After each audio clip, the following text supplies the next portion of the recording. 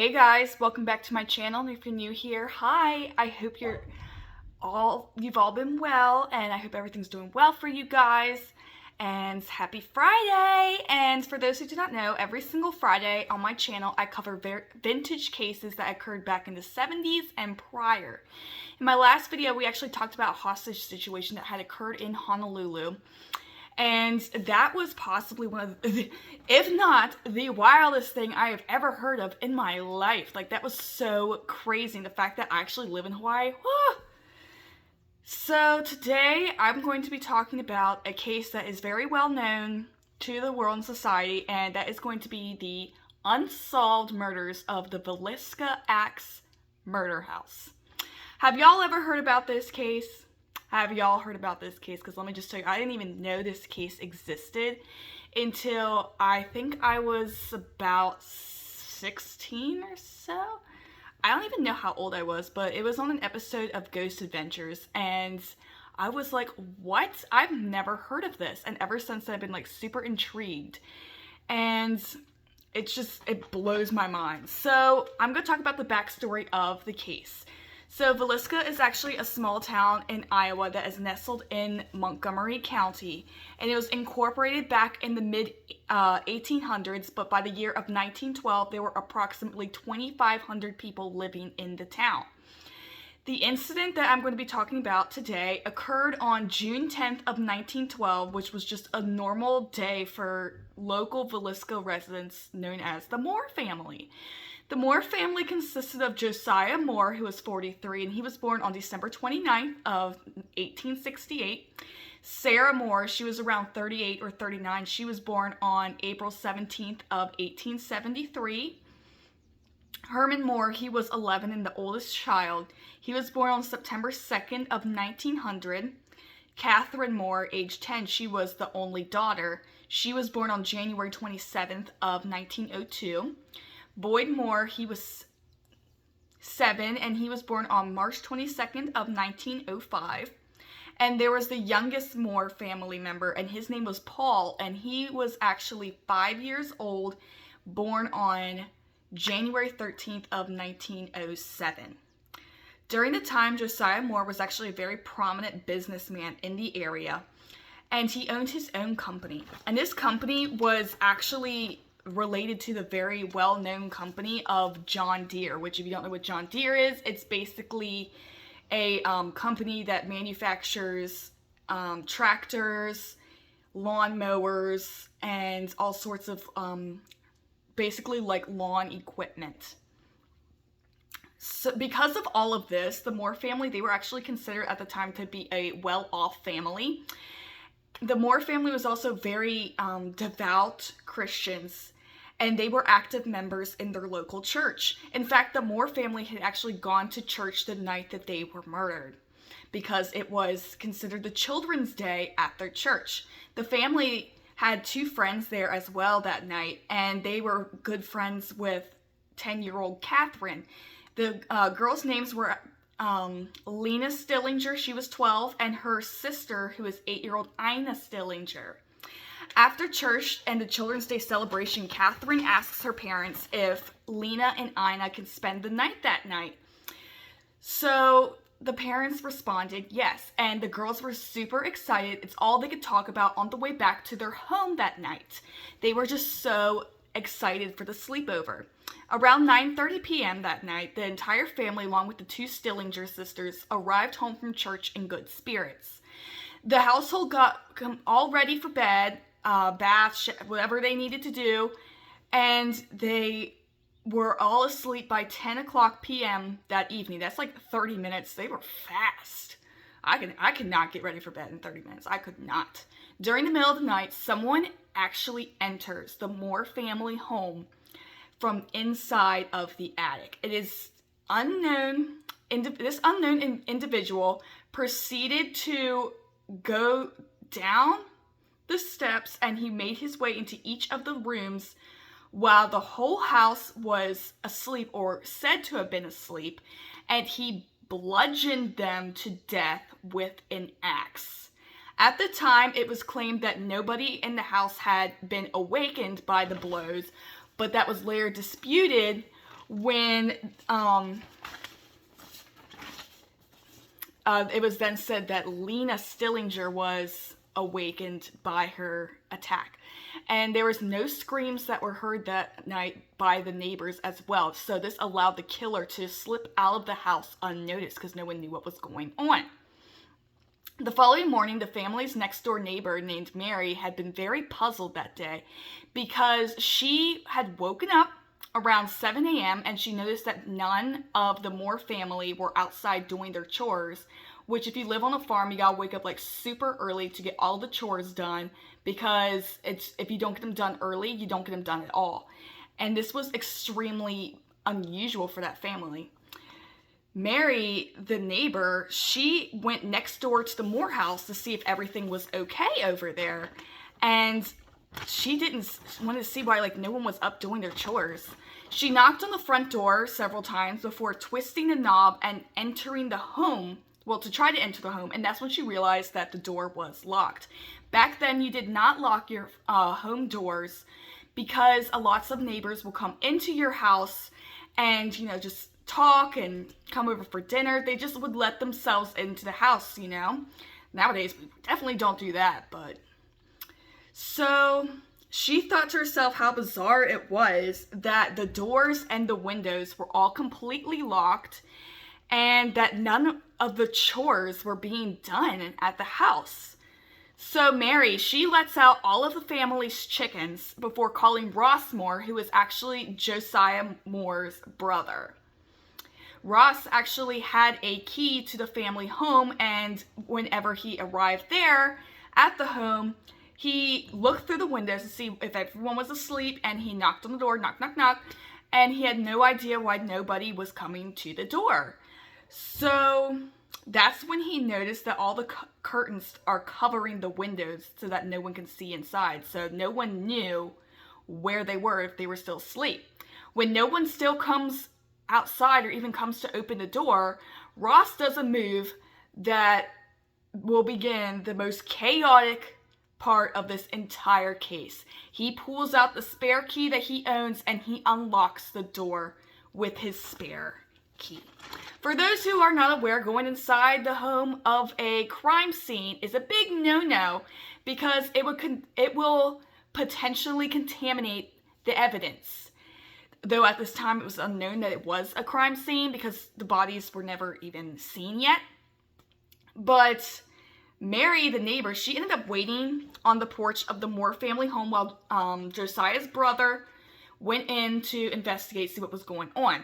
He barely makes it inside of the house whenever he realizes that something was in fact very, very wrong. He walks up the stairs towards the bedrooms and stuff, and he opens one of the bedroom doors and he steps inside. And he saw the two bloodied and mutilated bodies on the bed. He quickly shut the door and he ran out of that house, ran down the steps, pulled Mary aside and said, "Call the police. There's been a murder." In the upstairs bedroom, the bodies of the Moore family were discovered lying in their beds as if they were still sleeping. There were a total of 8 bodies that were actually found at the crime scene, including the entire Moore family and the 2 Stillinger sisters, Lena and Ina. The authorities later arrived at the scene with 2 local Villisca doctors, along with the minister of the church that the Moore family had gone to help identify the bodies. The whole town quickly found out about the Moore family being murdered, and instead of being alarmed about the situation or grieving about it, everybody and their mother just packed up their belongings and hightailed it over to the house so they could get a glimpse of the dead bodies. Like, they were excited about the crime. So they wanted to just see what they could, and the local doctors, they were outside of the crime scene. They were like, no one can come in, and they were supposed to protect the scene from any kind of corruption. But the public, they just pushed their way aside, and they trampled inside with over 150 local residents making their way inside their house. And because they wanted to look at the bodies. They saw, oh, dead bodies, and got excited. Like, the townspeople even had the nerve to walk directly into the bedrooms and touch the bodies, like play with them like they were little dolls, along with even going so far as to steal items from the family home. And this is even more sickening, they even started taking the murder weapon, the axe, and were playing games with it. Like, what is wrong with people? Because of all this contamination on the crime scene, this made it impossible to find out who the suspect could be. The city marshal at the time, he was just a young kid who did carpentry work in the area, and he shouldn't have been appointed to this city marshal position anyways, but hey, small towns, I guess. The public, whenever they found out about this, the whole thing about the city marshal being a young kid that does carpentry work, they were so ashamed, humiliated, and embarrassed about the whole situation. So Villisca had to get a hold of the county sheriffs at the time and to come and look at the scene. And this took them 5 hours to show up at the scene of the crime and to figure out what had happened. And at this point, it didn't even matter that they were 5 hours late because the crime scene had already been tampered with and just completely trashed. It was just terrible. All the police had to go off of at this point was the witness reports from the neighbors that had gone into the house that day and saw the bodies. So the law enforcement officials tell the neighbors that they should not have gone into the house in the first place, and what they had done was completely contaminated the entire evidence of the crime. So the doctor was brought in with the police to do a search of that home, along with searching the bodies to determine a cause of death for them. This doctor later established that everyone inside the house had been killed around midnight on June 10th of 1912, and that they had been dead for approximately 8 hours. The county coroner arrives an hour later to establish a cause of death, but when he opens the door to the house, he realizes that it's just a complete madhouse. There's people still running around the house from room to room with excited glee as they try to see the bodies, and some of them were even like laying next to them, trying to take pictures, trying to steal stuff from the home. I mean, do better, guys. Come on, let's do better. They were acting like it was just some type of a game and not a whole family that had just been murdered. Like, at first the police, they theorized that this attack had been sexually motivated because of the female bodies, that so many female bodies had been killed. But after the examination of the bodies, they discovered that there was no signs of sexual abuse. Nothing was ever uncovered from that. The locals of Villisca started to hear about the murders, and they all wanted to start their own personal investigations into who had killed the Moore family. These searches were completely ridiculous and just hilarious. Well, I thought it was hilarious because they were searching for a killer and no one knew who this killer was. And so they started looking for a man covered in blood. And when I heard about this, the first thing I thought was, what if this person who killed them went home, took a bath, shower, cleaned up a little bit, put on new clothes, and went out into society. So you're looking for this man covered in blood, and it turns into a wild goose chase. It's crazy. They had no idea what to do about this guy, and there seems to be like no reason whatsoever as to why this family had been killed, like why anyone would want to do this. Police ended up bringing in bloodhounds to see if they could track the scent of the killer on June 10th of 1912. The dogs, they sniffed the axe that had belonged to, that had bludgeoned the family, but this proved to be wrong and ridiculous because at this point, everybody and their mother had actually touched the axe. And on top of that, when the dogs were going in and trying to find a scent, over 200 people followed the dogs, in curiosity to see the bodies again. Like, what is wrong with people? And after the dogs, they went back to their home. The bodies of the family and the Stillinger sisters were eventually removed from the home in order to prevent any more possible contamination. The county attorney ends up arriving at the home just before the county coroner does.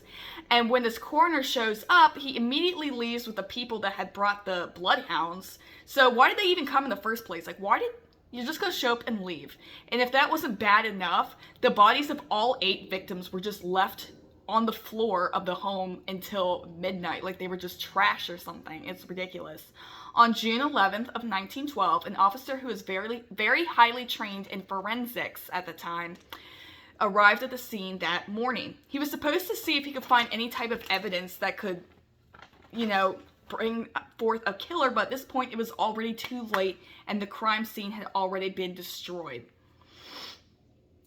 So there was also a forensic analyzer who had shown up as well to see if they could test these fingerprints on the axe. But remember, everybody and their mother had been touching this axe. The murder weapon was actually said to have been an axe that was purposely left at the scene of the crime. And this axe was found in the guest bedroom and had belonged to Josiah Moore himself. The unknown killer had quickly and sloppily tried to clean off the axe. And doing so, they were just so quick about it, they left hair and blood, and there was even some reports stating that there was even pieces of scalps and brain matter splattered all over the axe as well. Disgusting. All 8 victims of the Moore family had been violently and viciously bludgeoned to death with this exact axe. The detectives on the case theorized that they were all killed with this axe. So police believed that the entire Moore family and Ina Stillinger had been killed in their sleep, but Lena was awakened during her attack. The police discovered that she may have been awake because of the way that her body was found, the position it was in. This was how she managed to squirm her way halfway down the bed, and her nightgown was actually pushed up over her head, and her underwear was missing. What the heck? So when I found out, I heard about this fact, I began to wonder if this was possibly a sexually motivated crime.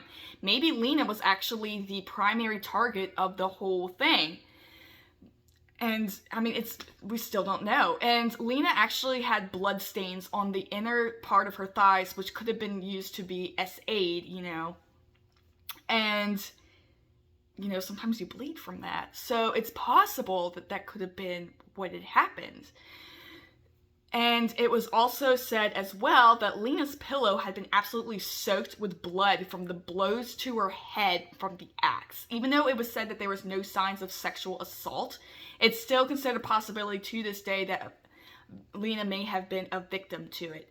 And the only reason why I'm saying that is because at the time they didn't really know about rape and sexual assault. They didn't have any type of DNA forensics or anything. So, like I said, it's possible that this had happened.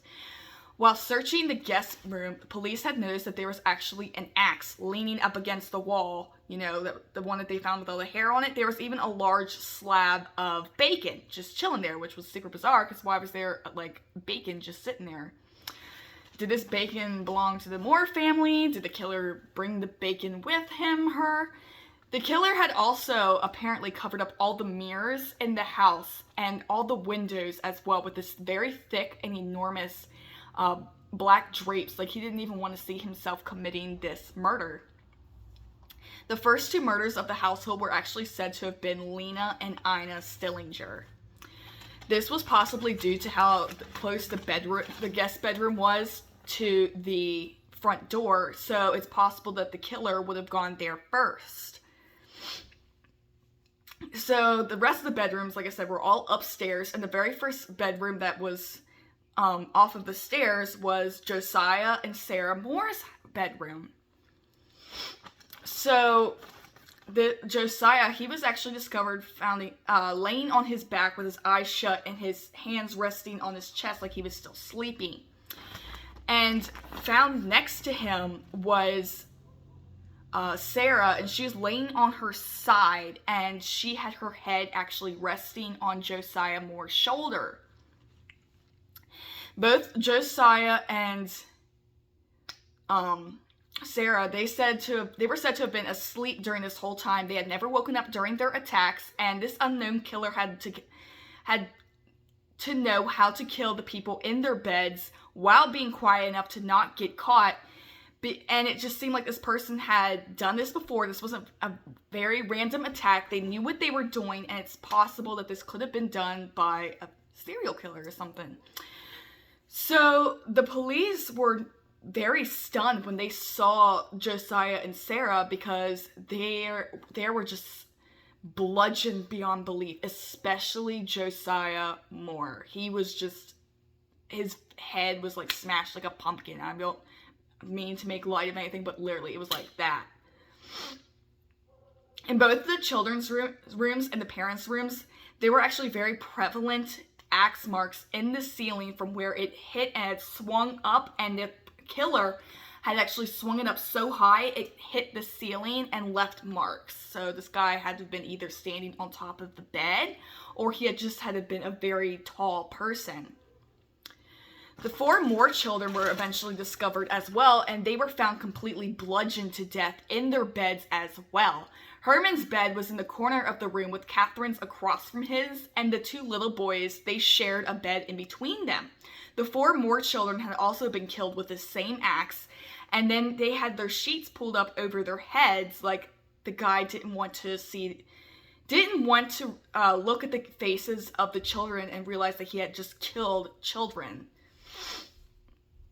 And in my personal opinion, anyone who kills children, harms children in any way, shape, or form, is a real POS.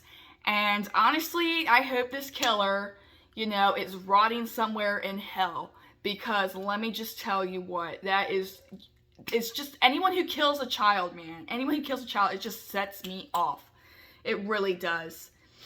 So according to authorities, it was thought that the unknown killer had actually, after killing the children, actually returned back to Sarah Moore and Josiah Moore's bedroom before attacking them again with the same axe. One thing that was very bizarre about this case was that the killer had actually stolen a bunch of watches from the family home after killing the Moore family. It's very possible this unknown individual had actually arrived to Villisca by train, and he needed the watches to make sure that he didn't miss his train. Villisca was actually said to have been a very prominent train town, like you could go through. It was kind of like a hub, if you will. It was like a hub of the Midwestern cities. So you would travel through train, and a big destination there was Villisca, even though it was a very tiny town. So people back then used to travel from city to city in this time period by a train, because it was just much more rapid to travel by than by horse and buggy. And yeah, they did have automobiles back then, but it was so expensive to be able to afford one that most people just traveled by train or horse and buggy. Not a lot of people, like I said, would have the cars. Please remember this information, because this is so, so, so important in the case whenever we're talking about theories about suspects, and like talking about suspects and theories and all that, was the fact that Villisca was and is a very prominent train railroad type of town. Remember that. There also seemed to be a very high amount of murders that had actually occurred in railway towns as well, just like Villisca. Because these travelers were able to travel by train. They would go into the train depot. They were able to get off, find a random home, kill people with an axe, and then go back on the train. You see what I mean? So after everyone had been buried, there ended up actually being a coroner's inquiry done, and I had previously talked about what this was in my Vera Page video, and I will link it down below if you want to watch it and figure out what a coroner's inquest is, because it's the same thing. After the inquest, there was a court hearing where 14 witnesses actually came forward to testify about the murders. I cannot believe 14 people were even going to testify. Like, how many people had to have been there to witness the whole thing? Like, I would have been so, mind blown. The first person to testify, his name was Ed Sully, and he was actually an employee of Josiah Moore. He claimed that on June 10th of 1912, he showed up at the store that Josiah and he owned together, and he was really confused because Josiah wasn't there. And so he started receiving these phone calls at the store from Ross Moore. Remember, this was Josiah Moore's brother, and he was asking, is Josiah there? Is he there to work? And Ed, he's like, no, he's not here. What's going on? He's late for work. He's never late. He's never missed a day. Before Ross went into the crime scene home, he had asked if Josiah was there. And like I said, Ed had said no. So Mary had asked Ed to tend to the Moore's family livestock, assuming that the family was just out of town and they were just going to go and find out what had happened to them where they were. When the police asked Ed about what happened, it turns out that his version of events were completely different from Mary and Ross, who were said to have been the very first people on the scene of the crime. It's quite possible that Ed, the co-worker of Josiah Moore, had been lying about what really happened, and Ed could have possibly been behind the murders of the whole Moore family. He says that all three of them, Mary, Ed, and Ross, went inside the house. When the three of them saw blood, they quickly left the scene. It's honestly truly possible that this could have happened, and that all the stories are just starting to blur together, and it's just very difficult to find out what exactly had happened. And so at this point, everyone's just trying to help out the police, help solve this case, and it just started getting very confusing to the public and to the police officials. The third witness to this case was the doctor who had arrived on the scene with the authorities.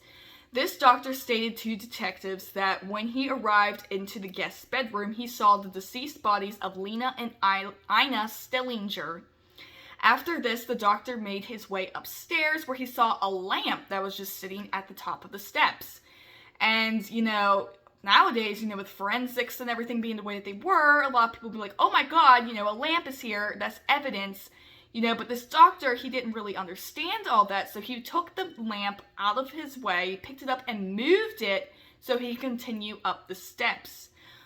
And I'm going to tell you right now, I think the lamp is a very big clue, because it's a possibility that whoever did this to them had the lamp in the house because they were squatting there, which basically means that they had broken inside the house and was just hiding out there until they had their perfect opportunity to come down and kill the family.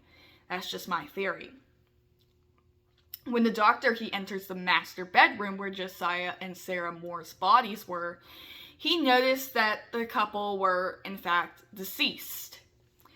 He then went inside the children's room where he noted that all four of the Moore children were also deceased. And he noticed that the Stillinger sisters were also found deceased. The fourth person to testify on the stand was a local Villisca woman. Her name was Jessie Moore, and this was actually the wife of Ross Moore, Josiah's brother. Jessie was actually the one who answered the phone call from the neighbor named Mary and had informed informed Ross of what had happened, what Mary, the neighbor, had actually found, and, they started, freaking out, and they traveled down to the house to figure out what was going on. There was a young man named Edward Landers as well, and he was called to the stand to testify about the incident. He had actually recently traveled to Villisca, and he went to go and visit his mother there, and his mother was actually said to have been a neighbor of the Moore family. He claimed to police that he had gone to bed at 9 p.m. the night of June 9th of 1912, and this was actually right before the Moore family had even arrived home from church. Edward claimed to have heard yelling and screaming from inside the house that night, but he really didn't think anything of this, and he went to sleep at 11 p.m. I mean, it's quite possible, he could have figured there was not, he didn't put two and two together or anything at the time, because, you could assume that they were just having a party. The girls were sleeping over, remember? A lot of people whenever they're having sleepovers, you know, a lot of young kids, they get excited, they squeal, they scream, you know, tell scary stories and stuff. So, like I said, it's a possibility that he just didn't, you know, link the two together, like the crimes and the fact that they had been screaming. Within only a few hours after the murders were announced, people and townspeople started coming up with potential suspects who could have done this to the Moore family and the Stillinger sisters. The first suspect that was actually publicly announced was a man named J.H. Bartlett. He was said to have been this very, like, bizarre, kooky kind of guy. He was very eccentric, and he was said to have made the locals in Villisca feel very uncomfortable. Which, remember in one of my videos, we were talking about mental asylums. I had a lot of people thought that mental health, you know, if you didn't live up to society's standards, you were considered a freak or you were mentally challenged, you know? And that's not at all the case. He was also said to have had a very uncontrollable rage, and he would snap at anyone who would upset him. Even if it was just the smallest thing, he would just fly off the handle. In 1910, just 2 years before the murders, it's said that this man actually broke into a home in Villisca, Iowa, the same city, well, the same town where the Axe murders took place, and he started sifting through their drawers and was just shredding up their clothes like it was nothing. Like, oh my god. I could not even imagine how horrified I would have been to find out that someone had broken into my house. I would have been so scared. Locals started accusing him right away as being the murderer, even though he had never even been considered a suspect and never even had a history of violence. They're just saying this because, like I said, mental health at the time was not a thing. People did not understand it as well as they do today, where they have, you know, psych evaluations, medications. I take medications for my ADHD and anxiety. That type of stuff was not understood back in 1912. And like I said, he didn't even have a history of violence. So the fact that they assumed that he was the one that had gone berserk and killed everyone with an axe, it just made no sense, because why would he do that? But then they said that he was crazy, so he could have snapped. I don't know. It's just very odd. The second suspect we're going to talk about is a man named Frank F. Jones. He was a state senator for Iowa and actually lived in Villisca during the murders. And Josiah Moore had even previously worked for Frank before even quitting to start his own business. When word of Josiah's business started spreading around town, you know, people started getting really interested. Like, oh, Josiah Moore's got some stuff going on over here at his place. Let's go in there and figure out what, like, see what that's all about, you know, get the hit vibe. And this was said to really have upset Frank, and it's possible that he could have, you know, gotten jealous about all the customers that Josiah was getting, and this was enough to snap and possibly kill Josiah. But if this was the case, why would Frank bludgeon the rest of the family and not just Josiah if he had beef with him? You know what I mean? Like, it just does not make any sense to me. Additionally, it was also rumored around Villisca that Frank's own daughter-in-law and Josiah had a little thingy going on between them, but this has never been proven. It was just speculation and rumors. Which, if, like I said, if this were true, it's possible that he had a grudge against Josiah for this reason. The third suspect police had was a man named Reverend George Kelly. Now, just because someone claims to be a godly man, to be a reverend, to be for the Lord and Savior Jesus Christ, this does not always mean that they have the best of intentions and they have the purest heart.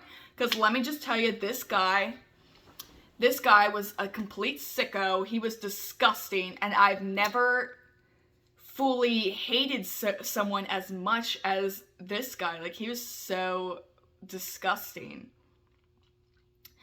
So, Reverend Kelly, he was a traveling preacher, and he had arrived to Villisca to actually preach, and this was the one that the family had actually traveled to go and see the night that they had been bludgeoned with an axe.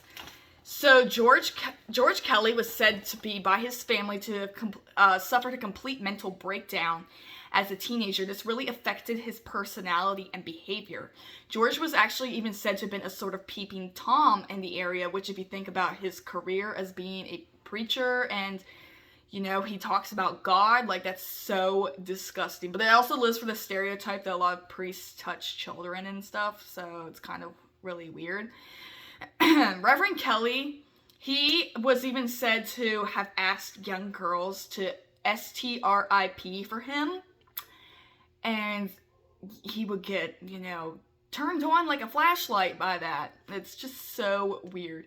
Reverend Kelly, he actually spent the night at another reference home the night of the murders, and this man was the same man who was the first person to enter the crime scene after it had occurred at the Moore house. So what's super weird to me is that George Kelly, he had actually bought a train ticket and left the morning after the murders at 5 a.m. And I just found it super suspicious. Hold on a second, this is getting I'm struggling here. Hold on, let me just shut the blinds here. Ugh.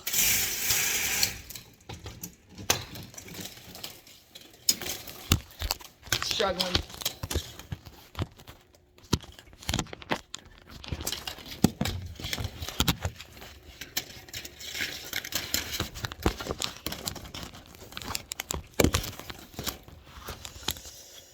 Alright, so it was then said that the night, like the day after the murders, it was said that he had packed up all his stuff and he had left on a train the following morning around 4 or 5 in the morning and just dipped, which was suspicious to me because it's just like, so the night after, you know, someone gets, like a whole family gets murdered from a church that you were preaching at, you pack up your shit and you just dip. It's very odd to me. And this was also odd because whenever he was on the train, he had actually spoken a lot about the murders of the Moore family. And this was really weird because the Moore's bodies were not even discovered yet. So no one even knew that they were dead. So he's talking about how, you know, the whole family had been killed, the Stillinger sisters were killed. It's just like, why would he say that? And a lot of people were like, oh, you know, it's because he's crazy, but it's just ridiculous. And he went to a local newspaper, and he actually talked about the crime, and he went into great detail. And he talked about things that the public didn't even know yet. Despite all of this information that made him a suspect, George Kelly was actually 5'2" and 100 pounds soaking wet. That's shorter than I am and weighs about as much as me. And I could not lift up an axe if he told me to. Like, it was crazy. So he couldn't have even made the axe marks on the ceiling unless he was standing on the beds. But even then, it's possible that he wasn't even tall enough to reach it. Because, I mean, if, like I said, I'm 5'3", and if there's a possibility that I could stand on top of the bed and try to, like, reach that, it would not have worked. It would have been very difficult. The fourth suspect police actually had was a man named Andrew Sawyer, and he was known in the community as Andy. It was stated around town that Andy was actually very skilled with an axe, which made him a suspect. And he was often seen mumbling to himself about things that didn't make any sense. And he even often was said to have slept with his axe in his bed like it was like a little baby doll or something. It was so bizarre.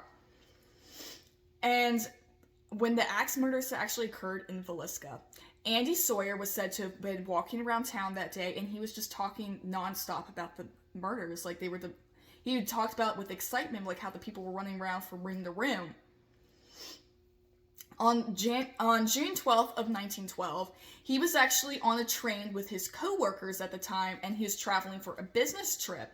When they passed through Villisca, Andy, he was just like, apparently like supposedly like super duper duper excited. He was like, oh my god, you know, like there's the Moore family home, that's where the murders occurred. And said some things that really, you know, concerned his boss.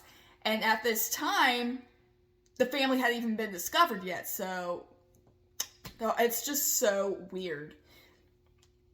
When Andy's boss asked him about, like, why were you saying that, you know, why were you talking so excitedly about these murders? What's up? Why were you doing this? You know, it really confused the it really confused his boss. So when Andy's boss brought this up to him, Andy, he packed up his shit and he quit his job and left. And I don't mean like left the town. I mean, he left the whole state and he moved with his family to North Dakota. Which I found to be very bizarre, because if you weren't involved in it, why would you, pack up all your shit, quit your job, and move to a whole other state? Like, it just doesn't make any sense to me. The police, they end up catching up to Andy Sawyer before he's actually able to settle down in North Dakota. And then it's said that he was not even in Villisca, Iowa at this time. And he could actually prove it. And he did. He proved that he wasn't even in Villisca, Iowa, and he was actually 75 miles away from it. So he just packed up all this stuff and left because he felt like he was being targeted and he felt uncomfortable. The fifth suspect police had, and the final suspect that they have, was a man named Henry Lee Moore. He was a man that lived in the local area, and it was said that he was actually lived in Villisca, Iowa around the time of the murders. But it was unknown whether or not he lived nearby the Moores, whether or not he knew the Moores personally, or anything else that could have made him a suspect, other than the fact that he was a man that, lived in the area. Henry Lee Moore had also been publicly announced as the very first possible serial killer for the state of Iowa, which he was actually convicted of the murder of his own mother with an axe. Yeah, crazy. He killed his own mother with an axe. This whole family is killed by an axe. It blows my mind. Like, there's just so much lining up. It's just so weird. This occurred in Missouri, and this was only just a few months after the Moore family murders had occurred, which Missouri is, if you didn't know, isn't that far away from the state of Iowa. So get this, y'all. Henry, he actually worked for the railways, and it's possible that he was able to actually hop onto a train, leave, and just, able to escape it and not get caught. So he knew how to travel from town to town and do these slayings. Like, it just blows my mind. Like, this guy should have been seen, It's just crazy. So this next suspect I'm going to be talking about, this guy, I personally believe could be 100% the person behind the murders. And if you guys agree with me, you can let me know down below in the comments, disagree, whatever. I really don't care. So this person I'm going to be talking about is a man that was actually brought up in a Sam and Colby video on the Villisca Axe Murder House, which I love Sam and Colby. Like, they're some of my favorite YouTubers out there. And when I noticed that they had covered this case, I looked up, beep, bop, boop, typed up some information, and I watched the video, and it brought up some stuff that I literally sat there and was like, oh, blew my, especially what I'm about to tell y'all right now, because this had my mind just, So, the guy that I'm going to be talking about has never been brought up by police, never been considered a suspect, never been charged with the murders of the Moore family or the Stillinger sisters, but this guy's name is Paul Mueller, and he's considered to have been the man from the train. I will get into that in just a second. So, the man from the train was considered to be this serial killer who would hop on trains and he would kill people in different states with an axe. I mean, we're talking like the whole families and everything.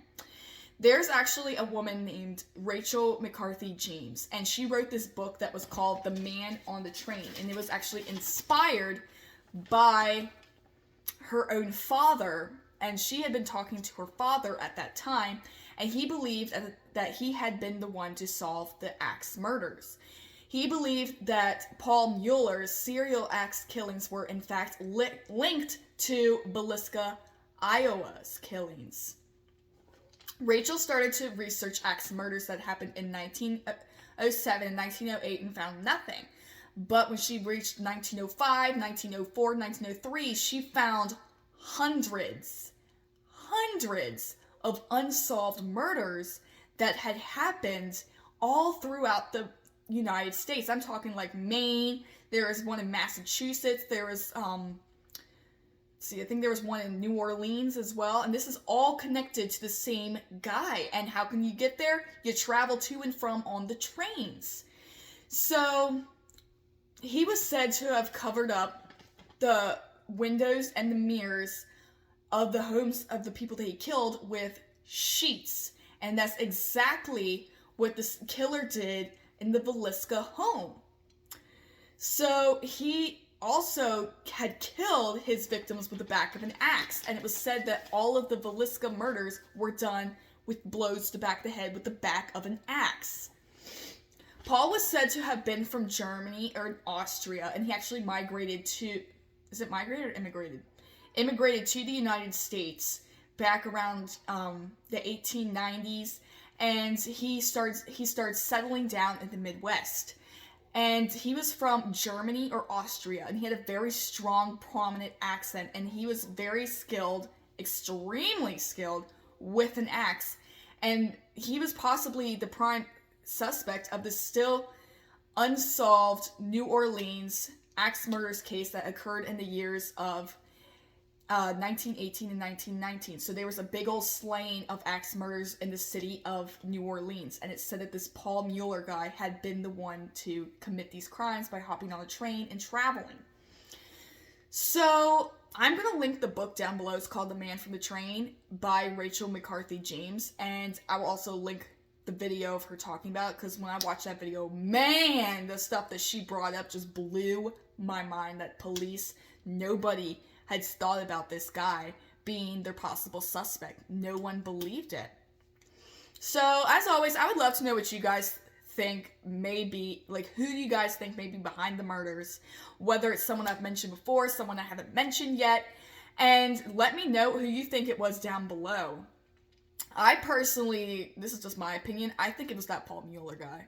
I do. I mean, it all links up. I'm talking like the sheets, the fact that he covered up the mirrors, covered the bodies with the sheets, and, you know, the whole way that he killed them with the back of the axe, and the fact that he had traveled by train, and the guy was said to have traveled by train, and it just, there's so much similarities with Paul Mueller that I personally believe it had to have been him. Yeah, there's all the other ones too, but the fact that, you know, it's possible it could be Paul Mueller, I believe it is. It just... Or another theory that is, like, very talked about this case is the fact that all the people that I mentioned were in cahoots, and they all did this together. They're saying that Reverend Kelly might have gone and had someone bigger than him kill everyone. So, I mean, it's, like I said, it's all up in the air. I've seen the episodes of Ghost Adventures. I've seen the Sam and Colby video of this. I would love to know what you guys think about it. Like, who do you guys think could be behind it?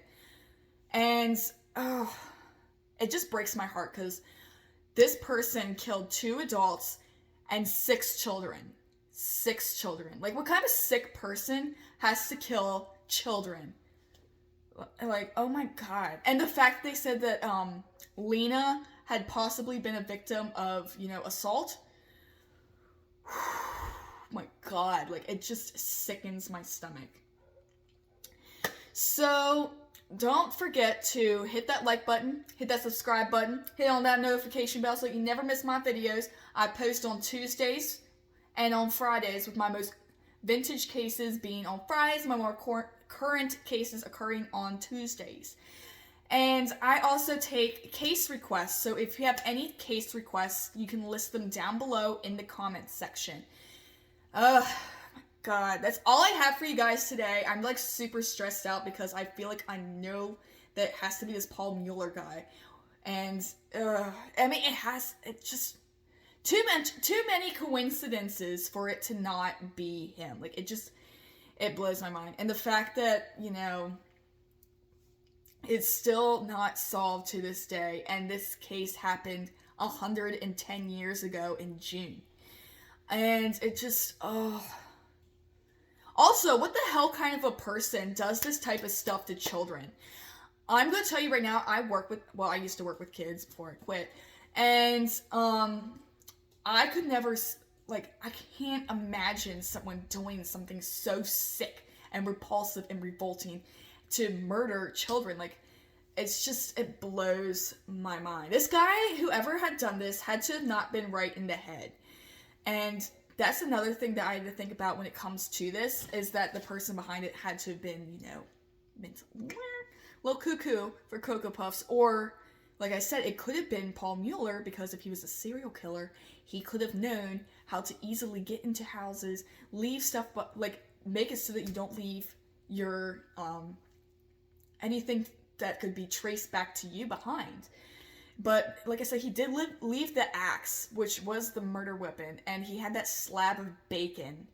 So it's still very confusing to me as like why the hell this had happened. But I mean, it's like I said, it's a possibility that the reason behind all of these killings was, one, it could have been to, you know, assault against Lena. But then again, why would they have killed the whole family if it was just an attack after Lena? But then again, she was the only one that had been assaulted.